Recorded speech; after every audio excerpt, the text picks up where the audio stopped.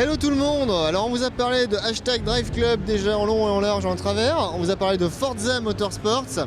À présent avec Rouvaol, l'ami de la roue, le spécialiste de tout ce qui roule. On va vous faire un petit comparatif des deux, un petit, pas forcément un versus, mais un comparatif en tout cas. Oui, un comparatif puisque l'orientation des deux jeux n'est pas tout à fait la même. Mais bon, vu que ce sont deux jeux de course qui seront disponibles au lancement des deux consoles, donc Drive Club côté PS4 et Forza 5 côté Xbox One, on a quand même cru bon de vous parler des deux et de les confronter.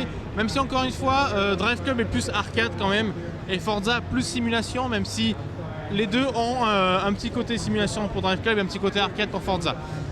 Drive Club, c'est un jeu qui réinvente un petit peu le multijoueur, puisque grosso modo, pour prendre un exemple, tu vas en ligne sur une course, sur un serveur, tu fais ta petite vie tout seul, tu crois que t'es peinard et en fait d'autres joueurs en même temps font la même chose que toi. Tu ne les vois pas, mais tu sais ce qu'ils font.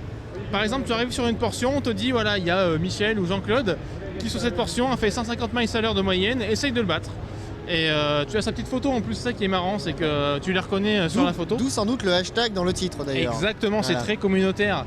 Et donc si tu le bats, tu gagnes des points. Si tu ne le bats pas, tu gagnes pas de points. Mais à l'issue d'une heure de jeu, il y a un classement qui est établi et les points rebootent après une heure. Et donc c'est une nouvelle session qui s'enchaîne. Il n'y a pas que des questions de moyenne de km/h sur une portion, il y a également du drift. Sur 4-5 virages, on te dit voilà, il y a Michel qui a fait 700 points de drift sur ces virages, essaye de le battre, essaye de gagner des points, ça te fait gagner de l'XP, de la réputation. Et en créant des clubs avec d'autres pilotes, en fait tu crées ton club et tu les recrutes, ils peuvent venir et repartir du club comme ils le veulent, vous débloquez des voitures avec votre réputation, donc c'est plutôt bien foutu. T'allais dire un truc? Non, j'allais dire, c'est qui ce Michel? C'est un mec que je croise souvent sur les serveurs de tous les jeux de course. Tu lui en veux, hein? Ouais, bah il est bon. Ah, d'accord. Et donc Forza, plus orienté simulation. Pour le coup, niveau nouveauté, on est un petit peu, pas déçu, mais disons qu'il n'y a pas énormément de choses dans le gameplay. Ça reste du Forza-like, c'est-à-dire un jeu qui se veut hardcore si tu le souhaites et accessible si tu le souhaites. Toujours la possibilité d'activer et désactiver pas mal d'aides, la trajectoire idéale, l'ABS, le contrôle traction. Mais là où on sent vraiment la nouvelle génération, c'est graphiquement.